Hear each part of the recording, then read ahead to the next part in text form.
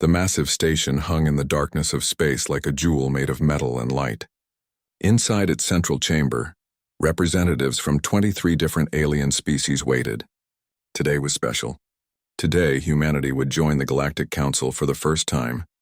Ambassador Jiwoo walked into the chamber with steady steps. She wore a simple blue uniform that marked her as Earth's voice. Behind her, Captain Tae-yang followed in silence. His eyes moved across the room, noting every face, every species, every reaction. The aliens watched the humans enter. Some looked curious. Others looked bored. A few whispered to each other and smiled in ways that seemed unkind. High Chancellor Morvik sat at the center of the curved table. His species, the Selenites, had existed for 50,000 years. To him, humanity was barely more than children playing with their first spaceship. Still, he nodded politely as Jiwoo took her place at the small desk reserved for new members. "Welcome, Ambassador," Morvik said. His voice was deep and carried through the chamber without effort. "Earth has been granted provisional membership in our council. We hope this marks the beginning of a long and peaceful relationship." Jiwoo bowed her head slightly. "Thank you, Chancellor. Humanity is honored to join this gathering of civilizations. We come in peace, seeking friendship and mutual prosperity." For the next hour, Jiwoo presented Earth's achievements.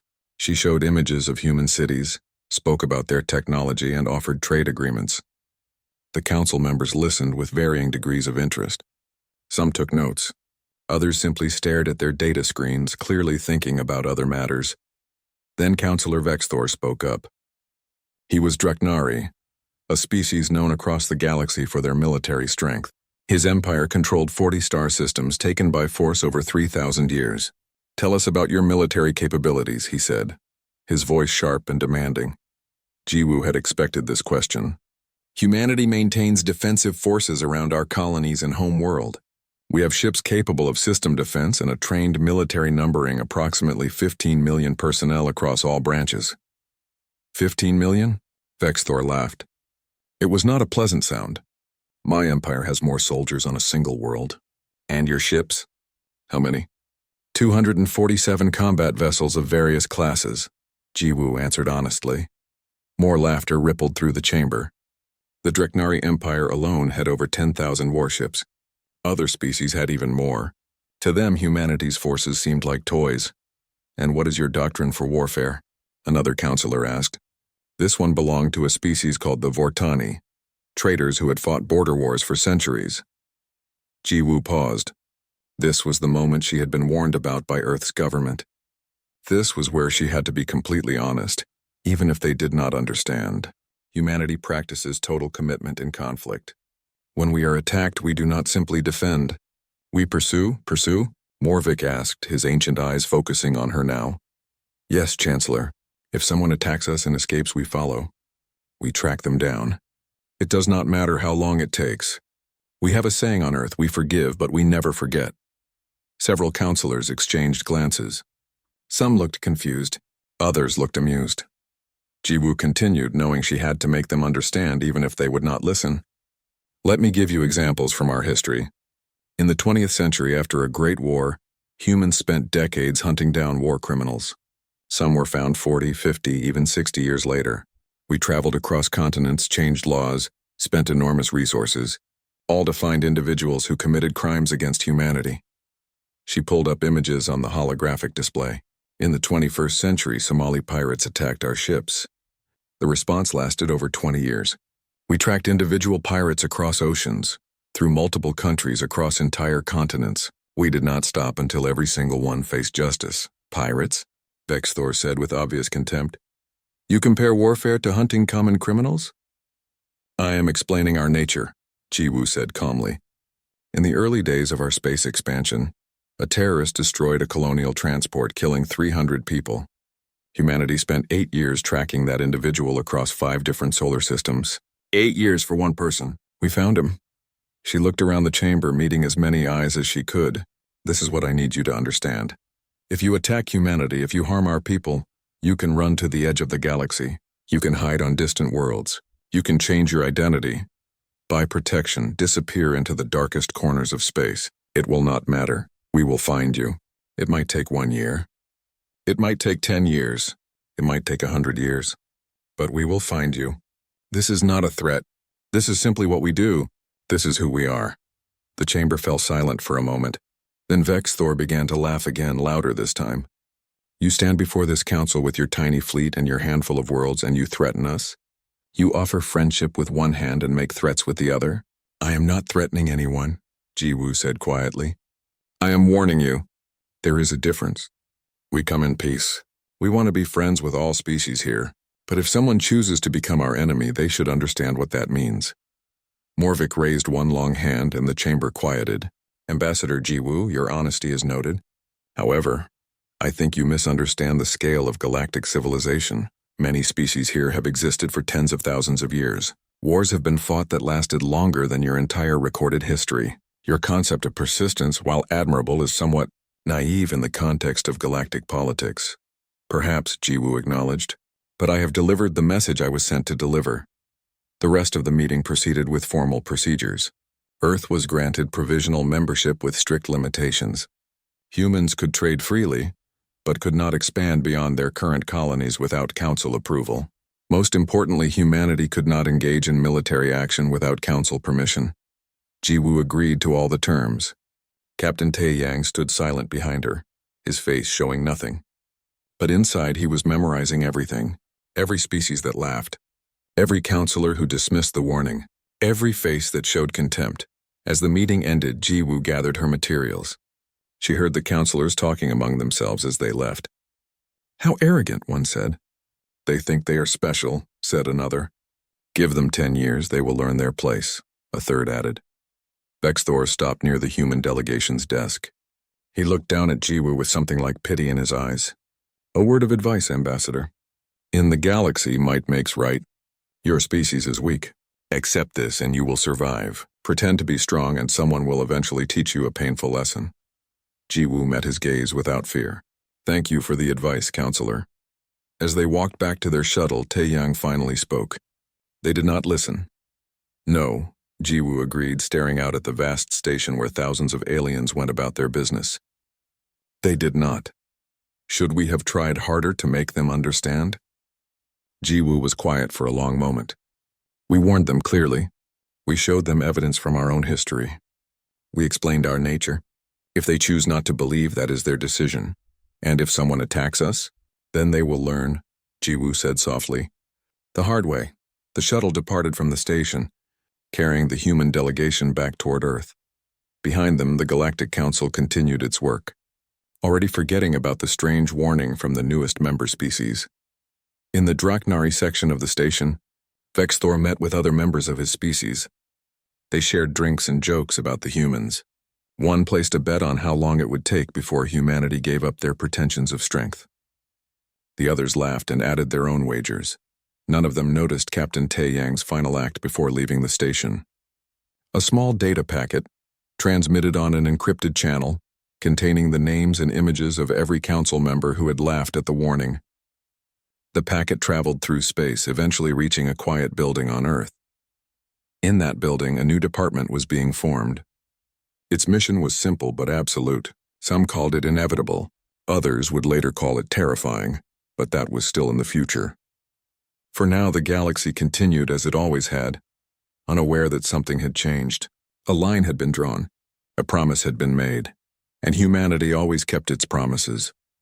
The morning on Hanul 7 started like any other morning. The sun rose over fields of hybrid crops that grew in neat rows stretching to the horizon.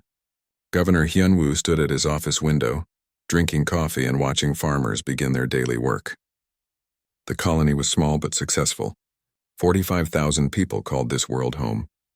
Dr. Diane arrived at the hospital early, as she always did. The colony was peaceful, so most of her work involved routine checkups and the occasional broken bone. She found the quiet satisfying after years working in busy Earth hospitals. Here she could actually know her patients as people, not just medical cases. Young Soo, 14 years old, was getting ready for school. His parents were already at work in the Agricultural Research Center. His mother was a botanist. His father managed the irrigation systems. They had moved to Hanul 7 when Young Soo was 7, and he barely remembered Earth anymore. This was his home. Commander Jae Sung ran morning drills with his small defense force. They had 3 patrol ships and about 200 trained personnel. The Council required all colonies to maintain basic security, but out here on the rim nothing ever happened. Still, Jae-sung took his duty seriously. He had been a soldier on Earth before retiring to colony life. Old habits stayed strong. At precisely 0847 hours, the defense sensors detected something. Jae-sung was in the command center when the alarms began. "What is it?" he asked the sensor operator. "Ships, sir, coming out of hyperspace. Multiple signatures." The operator's voice went tight. "Sir, those are warships." Jae-sung moved to the display and felt ice form in his stomach. 6 ships, all of them cruisers. All of them Draknari. Battle stations. Send distress signal immediately. Get the civilians to shelters, but there was no time. The Draknari warships opened fire on the orbital platforms before any message could be sent. The defense satellites were destroyed in minutes. Jamming signals flooded all communication channels. Panel 7 was suddenly cut off from the rest of the galaxy. Warlord Krexnor commanded the attack from his flagship. This was easy work. The humans had complied with Council restrictions, keeping their defenses minimal. The colony was helpless. His fleet descended toward the main settlement like wolves finding unprotected sheep. Governor Hyunwoo ran toward the command center, but explosions rocked the government building before he arrived. Through the windows he saw Draknari drop ships landing in the central plaza. Armored soldiers poured out, weapons ready. "Get everyone to the shelters," he shouted into his communicator. "This is not a drill. This is a real attack." Commander Jae-sung and his defense force tried to respond. They had weapons, training, and courage, but they were 200 against 2,000. The Draknari had done this before on dozens of worlds. They knew exactly how to overwhelm a colony's defenses. The battle, if it could be called that, lasted less than an hour. Jae-sung's forces fought from every position they could find, but the Draknari had superior weapons, armor, and numbers. One by one, the human defensive positions fell. At the hospital, Dr. Da-eun heard the explosions. She immediately began preparing for casualties. The staff moved beds, gathered medical supplies, and set up triage areas. When the wounded started arriving, they worked without stopping. Young-soo was at school when the attack began. His teacher, Mr. Gite, moved quickly. "Everyone to the basement, now. No talking, move fast." The students ran down the stairs into the shelter beneath the school. Young-soo could hear explosions outside getting closer. His hands shook as he tried to call his parents, but the communication network was dead. Outside, the Draknari moved through the streets. They seized technology, food stores, and valuable equipment. Some colonists tried to resist and were shot down. Others ran and were hunted. Most simply froze in fear, unable to process what was happening. This was supposed to be impossible. The Council maintained peace. The galaxy had rules. Colonies were protected. But none of that mattered now. The Draknari were here, and they did not care about rules. Governor Hyunwoo was captured while trying to reach the communication center. Draknari soldiers dragged him to the plaza where hundreds of colonists were being gathered. He saw his people, frightened and confused, surrounded by alien soldiers with weapons pointed at them. Commander Jae-sung, wounded but alive, was thrown down next to the governor. His right arm was broken and blood ran down his face from a head wound. "I'm sorry, sir," he whispered. "I couldn't stop them." "You did your duty," Hyunwoo said quietly. "This is not your fault." Warlord Krexnor descended from his flagship. He was massive even for a Draknari, standing nearly 8 feet tall. His armor was decorated with symbols of previous conquests. He walked through the plaza, looking at the captured humans with obvious contempt. "Your council will protest this action," he announced in translated speech. "They will demand reparations. My empire will apologize and call me a rogue element. They will pay a small fine." He laughed, a harsh sound that echoed across the plaza, "And all of that changes nothing. You are weak. We are strong. This is the way of the galaxy." Governor Hyunwoo stood up despite the weapons pointed at him. "Why? We have done nothing to you. We followed all the rules." Krexnor struck him across the face with one armored hand. The governor fell hard. "You exist. That is enough. Your species came into the galaxy making threats and promises. You needed to be taught your place. What happened next would be recorded in human history as the Hanul 7 massacre." Krexnor ordered his soldiers to fire into the crowd, not to scare them, not to wound them, to kill. The shooting lasted 3 minutes. 3,847 colonists died in those 3 minutes. Men, women, children, scientists, farmers, teachers, medical staff, people who had come to this world to build something peaceful. All of them cut down in the plaza. Young-Soo heard the shooting from the school basement. It went on and then suddenly stopped. The silence afterward was worse than the noise. He hugged his knees and tried not to cry. Around him, other students did the same. Mr. Gitai stood at the door, his face pale, listening. When the Draknari finally left, they took what they wanted and departed. They burned several buildings on their way out just because they could. Their ships lifted off and vanished into hyperspace, leaving smoke and death behind. Commander Jae-sung survived because he was behind the governor when the shooting started, and bodies fell on top of him. He lay still, pretending to be dead until the Draknari left. Then he crawled out from under the corpses and looked at what remained. The plaza was covered with the dead. Blood ran between the stones. Governor Hyun-woo was among them, his eyes staring at nothing. Jae-sung had seen combat before, on Earth during the border wars. But this was different. This was murder, pure and simple. He stumbled toward the hospital, which the Draknari had mostly ignored. Dr. Da-yoon was still there with her staff, treating the wounded who had managed to reach them before the massacre. When she saw Jae-sung, she immediately began treating his injuries. "How many?" she asked while cleaning his wounds. "Thousands," Jae-sung said. His voice sounded dead. "They killed thousands. Just line them up and—" He could not finish. Dr. Da-yoon worked in silence. Her hands were steady, but tears ran down her face.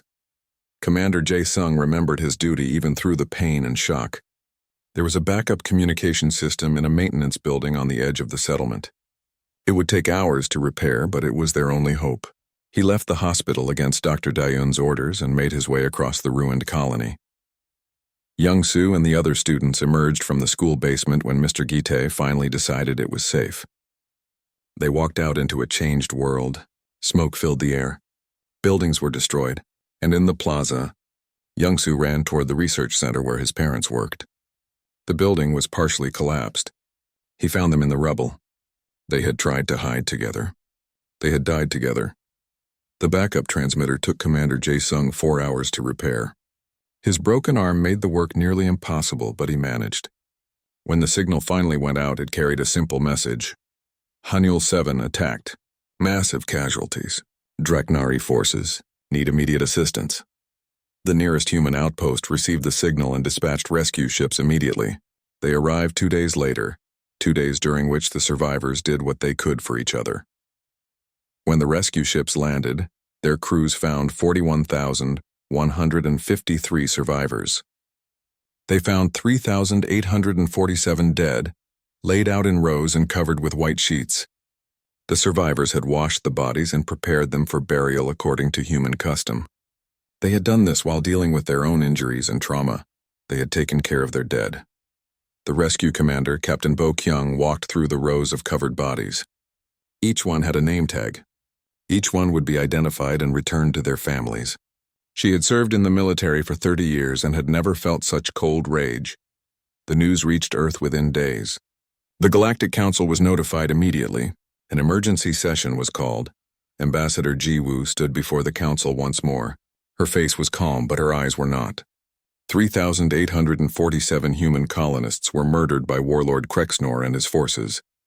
We demand the council take immediate action to apprehend the perpetrators.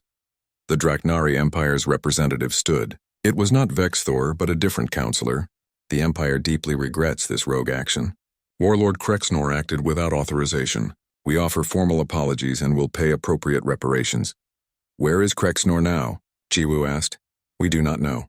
He has fled beyond our borders. Then we will find him ourselves. High Chancellor Morvik raised his hand.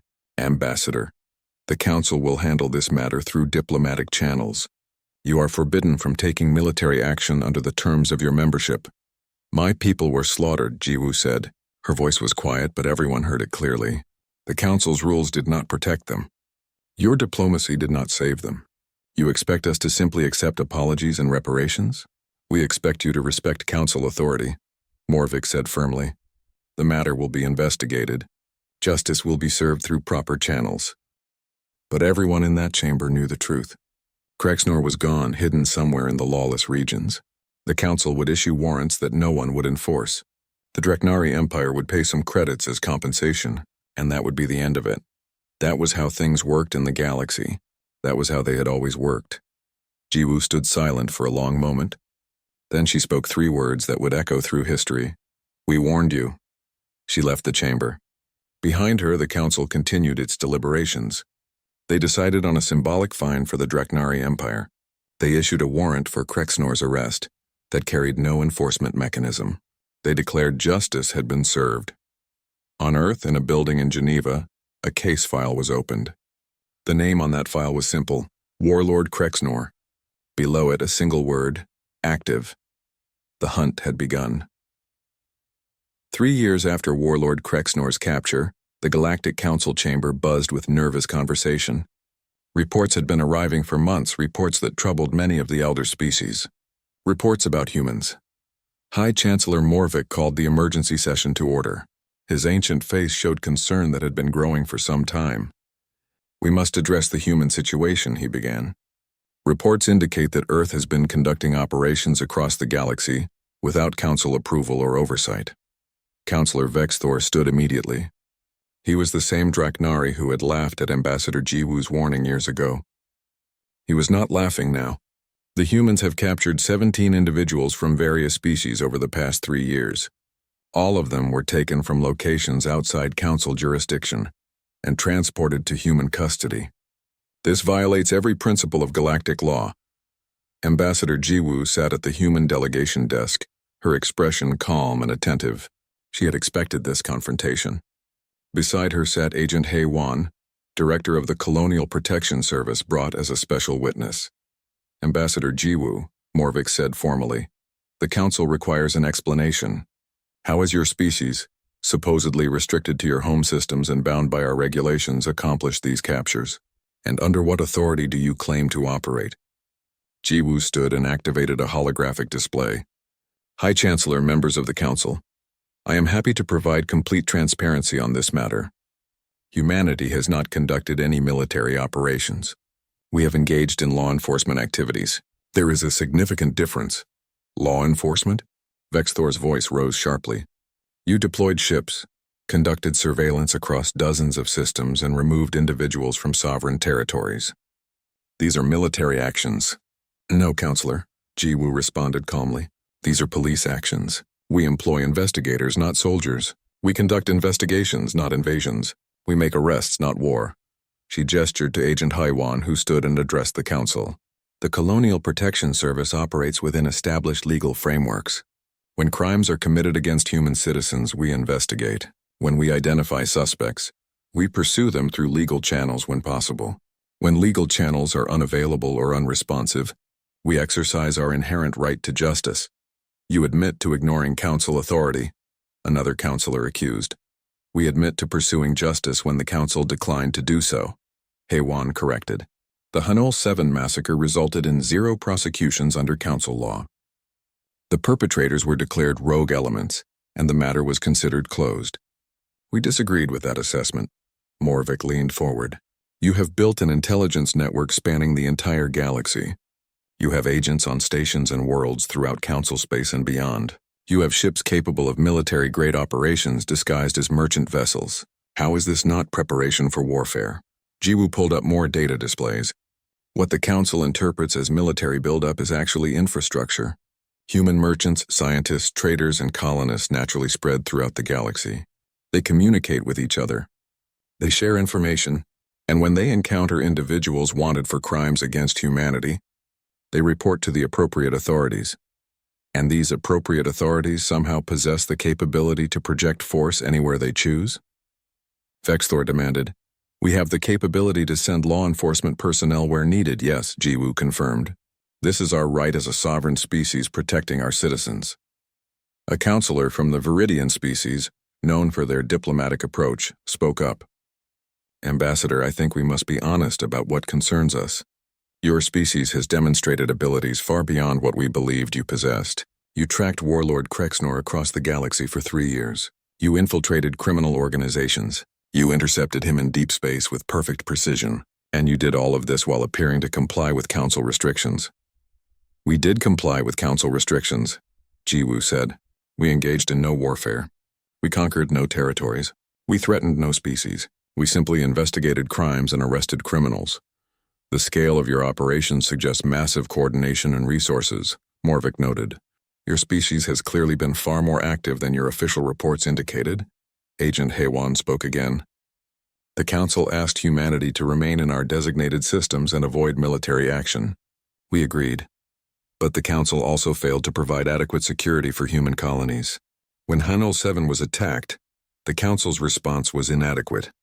We had to create our own security. By building a secret intelligence service? Fexthor challenged. By establishing a law enforcement agency, Haewon corrected. Everything we do is documented and legal under Earth's jurisdiction. We maintain files on every investigation. We follow rules of evidence. We provide legal representation to those we arrest. This is not a military organization. This is a police force. A police force that operates everywhere, a counselor muttered. Crime happens everywhere, Jiwoo responded. Should we limit justice to certain regions? Supreme Admiral Won Shik, Earth's military commander, appeared via holographic transmission. His presence made several council members visibly nervous. If I may address the council, he said, I think there is a fundamental misunderstanding here. You assumed humanity's commitment to peace indicated weakness. You were wrong. We prefer peace because we understand the alternative, Won Shik continued. We are very, very good at the alternative. But what you are seeing now is not warfare. It is patience. It is precision. It is justice applied systematically and thoroughly. What you call a secret intelligence network is actually just humans living their lives and staying connected. What you call military operations are actually law enforcement actions. What you call violations of sovereignty are actually pursuit of criminals in regions where no sovereignty exists. Be grateful, Won Shik said, his voice hard, that we distinguish between criminals and civilizations. Be grateful that we pursued only those individuals responsible for Hanul 7. We could have chosen differently. The chamber fell silent at this. The implication was clear and chilling. A young counselor from the Viridian delegation asked quietly, Ambassador Jiwoo, how far will humanity go? When will you consider justice served? Jiwoo's answer was measured but absolute. Humanity will go as far as necessary. Justice is served when every individual who committed crimes against our people has faced trial and accountability. This might take years.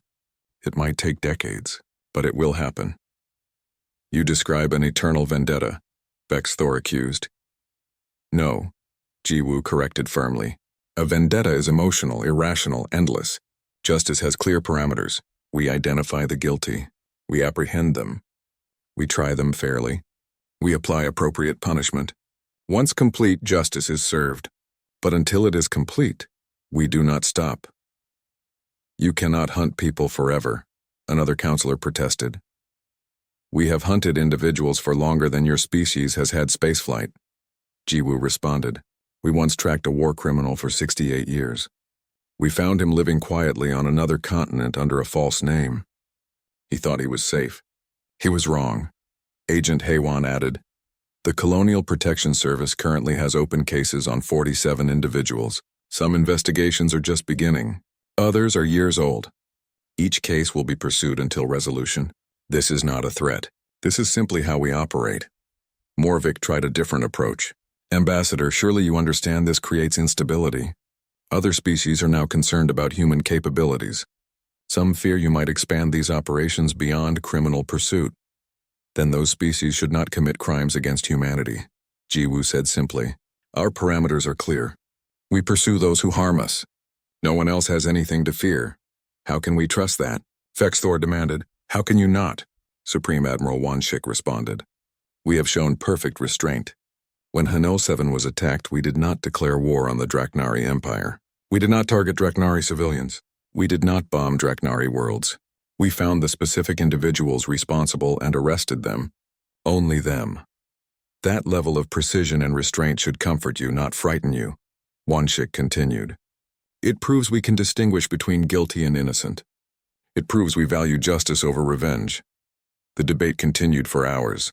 Some counselors argued that humanity had violated the spirit of their membership agreements even if not the letter. Others pointed out that the Council had failed in its own responsibilities to maintain security. Still others suggested new frameworks to formalize what humanity was already doing. Finally, Morvik called for a recess. The Council needed time to consider this situation carefully. During the break, Ambassador Jiwoo was approached by several individual counselors. Some wanted to express private support. Others wanted assurances that their species would not become targets. A few wanted to establish better intelligence sharing arrangements. Counselor Vexthor cornered her in a side corridor. "Your species is dangerous," he said bluntly. "Yes," Jiwoo agreed, "we are, but only to those who choose to be our enemies. You have fundamentally changed the balance of power in this galaxy. No, we have simply revealed what was always true. Actions have consequences. The galaxy forgot that lesson. Because the Council stopped enforcing it, we have reminded everyone." Vexthor was quiet for a moment. "I laughed at your warning. Years ago in this very building. I remember. I will not make that mistake again. None of us will." When the Council reconvened, they proposed new guidelines. Humanity would receive formal recognition of their law enforcement rights in exchange for better coordination with Council security. It was a compromise that gave both sides what they needed. The Council saved face by establishing official oversight. Humanity gained legitimacy for operations they were already conducting. Ambassador Jiwoo accepted the terms. "Humanity has always preferred working within established frameworks. We are happy to coordinate our efforts with Council security, but we will not surrender our right to pursue justice when crimes are committed against our people." "That is acceptable," Morvik agreed. As the session ended, counselors departed with much to think about. The humans who had seemed so primitive just a few years ago had proven to be something else entirely, not militarily aggressive but also not passive, patient beyond belief but also relentless beyond measure. That night, in private communications across the galaxy, intelligence agencies briefed their governments. The assessment was consistent across species and cultures. Humanity represented a new factor in galactic politics. They could not be dismissed. They could not be intimidated. And they absolutely could not be allowed to consider you an enemy. High Chancellor Morvik wrote a private memorandum to his successor, who would take office the following year. Regarding humanity, it read, "Previous assessments were catastrophically wrong. They are not primitive newcomers playing at civilization. They are persistence given form. Maintain friendly relations at all costs. Never give them reason to add your name to their lists." The Draknari High Command issued new military directives. All personnel are forbidden from unauthorized actions against human interests. Any individual who violates this order will be considered rogue and will not receive imperial protection. We will not repeat the Krexnor situation. Other species issued similar directives, some publicly, some quietly. But the message was consistent. Humanity was small in numbers, limited in territory, and restricted in formal military power. But they were also patient, thorough, and completely committed to accountability. In the Colonial Protection Service headquarters, Agent Bo-Ra reviewed the Council session recordings. "They finally understand," she told Agent Sungmin. "Did we win?" he asked. "We did not need to win," Bo-Ra replied. "We needed them to understand. Now they do. What happens next? We continue our work. There are still cases to solve, criminals to find, justice to serve. The only thing that changed today is that now we can do it more openly." Young Su, the survivor from Hanel 7, had just completed his training with the Colonial Protection Service. He received his first assignment, investigating reports of illegal weapons being sold to pirates in the Outer Rim. It was minor work, but important. Every case mattered. He thought about his parents sometimes, about the plaza, about the sound of gunfire, and he thought about the fact that every person responsible for that day would face justice. Some already had. Others were being hunted. None would escape. This gave him peace. Not happiness, but peace. Justice was being served. Across the galaxy, criminals who had committed various offenses against human colonies heard the news about the Council session. Some decided to surrender voluntarily. Others tried to hide better. A few attempted to flee beyond the galactic rim. None of it would matter. Humanity had proven they would pursue anyone, anywhere, for as long as necessary. The galaxy was large, but human patience was larger. The age of accountability had begun, and nothing would ever be the same. 5 years after the Hanul 7 massacre, The galaxy had learned to live with humanity's presence. Not fearfully, but respectfully. The species that had once been laughed at was now treated with careful consideration. The trial of Warlord Krexnor reached its conclusion in a courtroom on Earth. The proceedings had taken 18 months. Every victim's name had been read into the record. Evidence had been presented for each individual case. Witnesses had testified. Legal arguments had been heard. The verdict was inevitable. Guilty on 3,847 counts of murder. Guilty on charges of war crimes, piracy, and numerous other offenses. The sentence, life imprisonment without possibility of parole. As the judge read the final sentence, Krexnor stood silent. The warlord who had once commanded fleets and raided dozens of worlds was now just a prisoner. He would spend the rest of his life in a human facility, remembered only as a lesson about consequences. But Krexnor was not the only one who faced justice. Over the 5 years, every individual involved in the Hunul 7 massacre had been located. 37 were captured and tried. 12 surrendered voluntarily after seeing what happened to those who ran. 3 were killed while resisting arrest. Every name was documented. Every trial was public. Every outcome was recorded. Humanity wanted the galaxy to see that justice was not just swift, but thorough and fair. Young Su attended the final day of Krexnor's trial. He was 19 now, a junior investigator with the Colonial Protection Service. He sat in the courtroom gallery and watched the warlord receive his sentence. He thought about his parents, about the other colonists, about the day that changed his life. Justice had been served.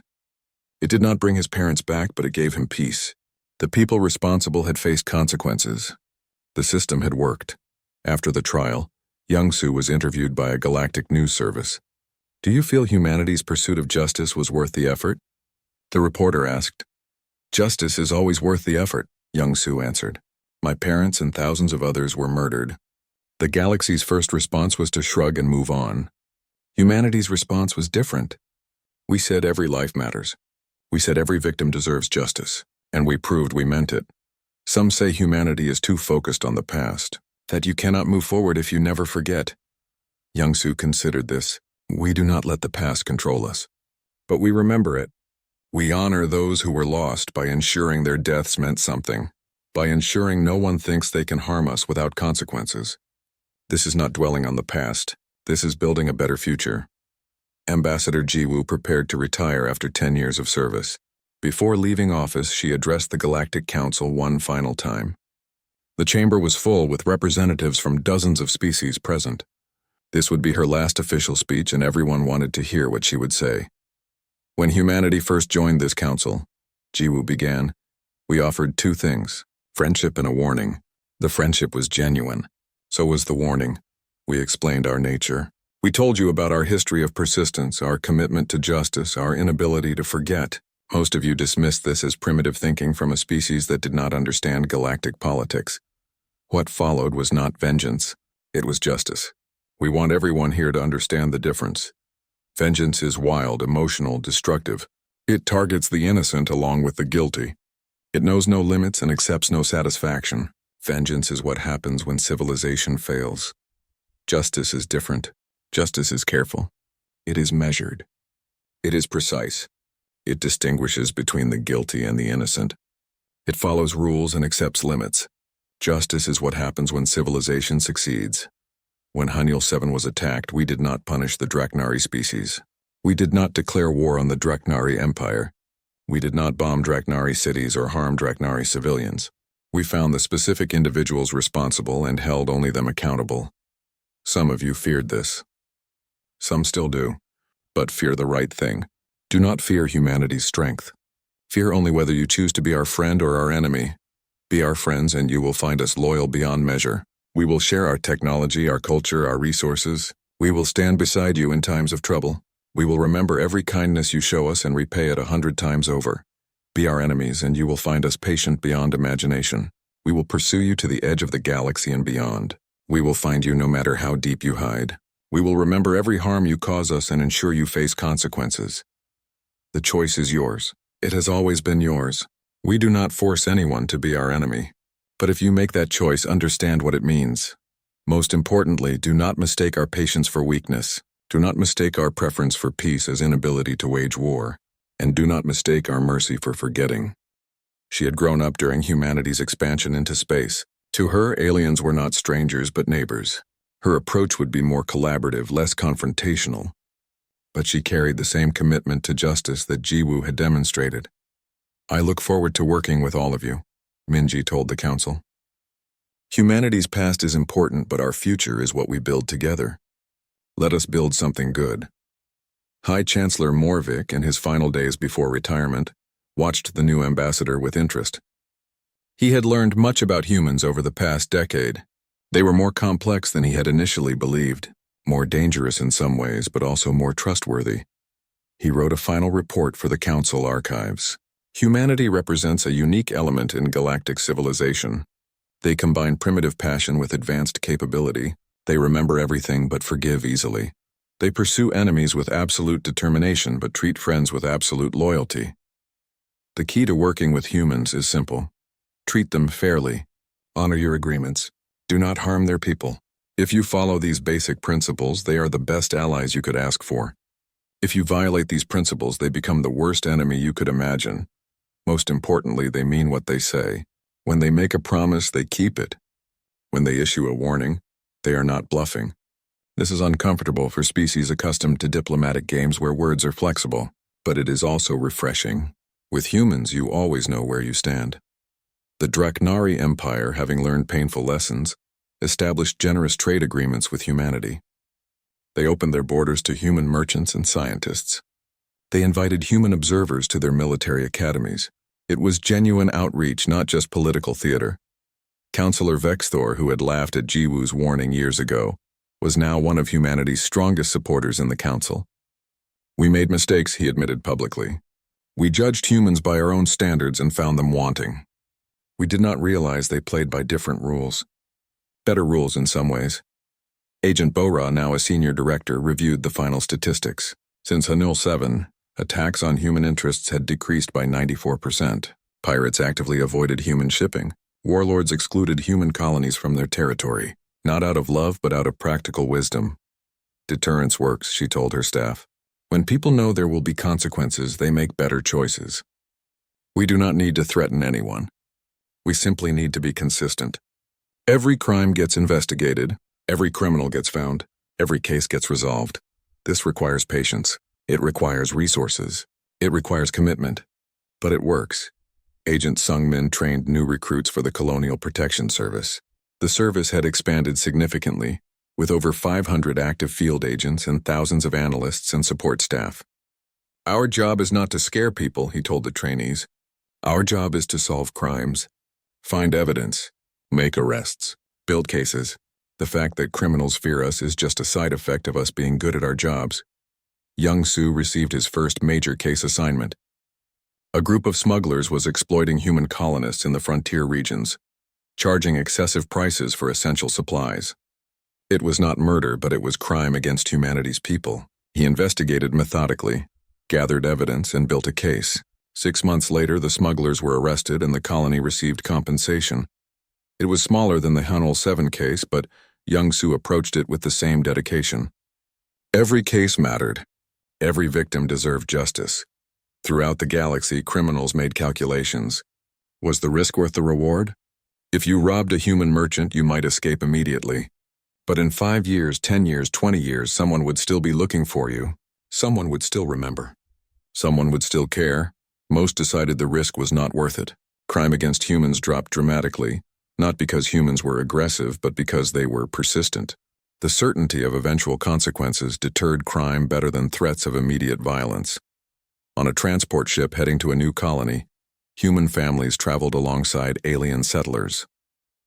The children played together without concern for species differences. Their parents talked about business opportunities and shared meals. This was the future humanity wanted. Not dominance, but partnership. An elderly alien from the Viridian species approached a human parent. I must ask something. Your species' reputation for never forgetting. Is it real? The human smiled. Yes, but not in the way you might think.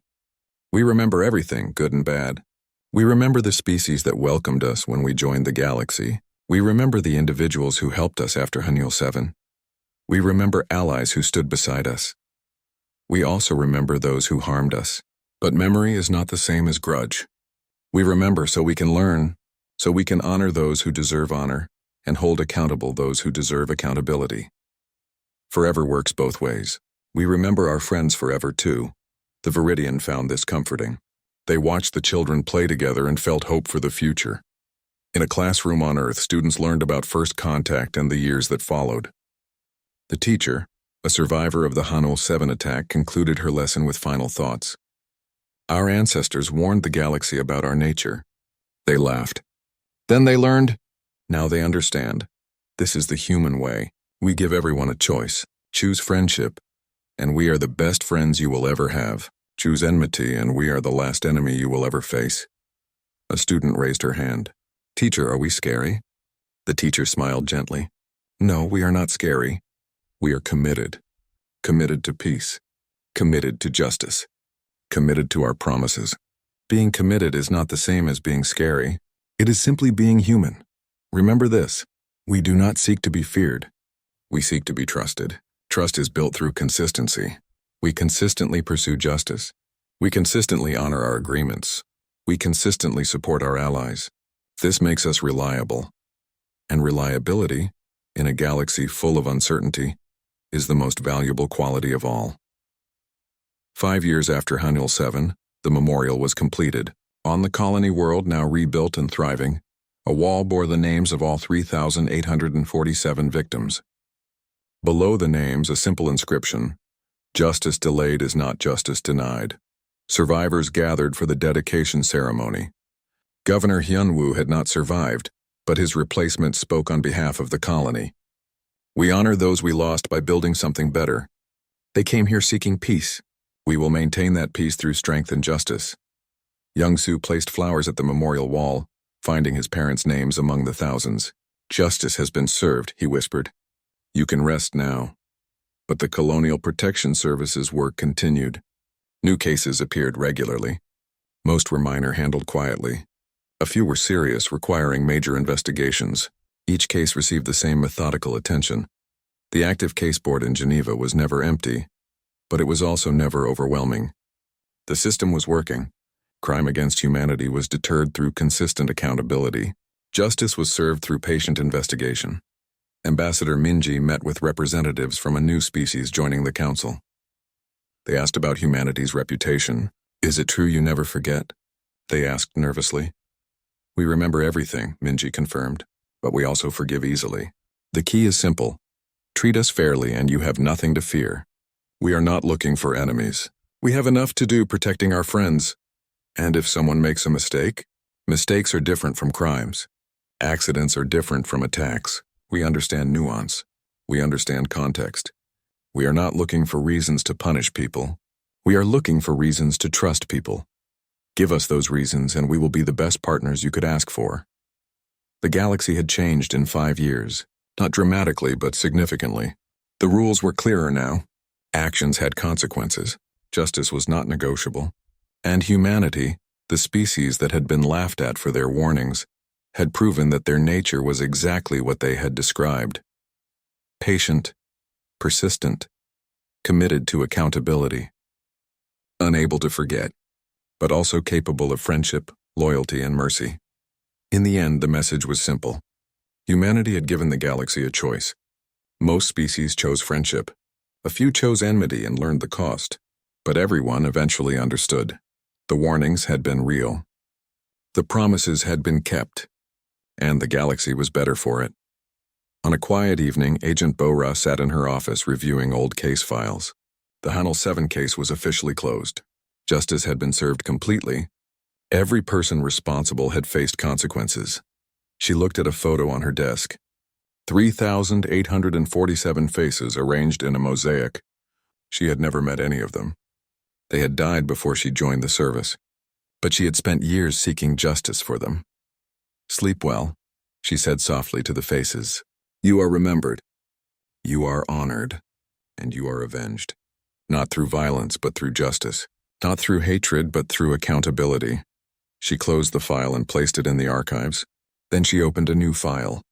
There was always work to do. Always cases to solve, always justice to serve. This was the human way. This was what they had promised. And this was what they would always be. The galaxy had laughed at the warning. Then it learned. Now it understood, and it would never forget.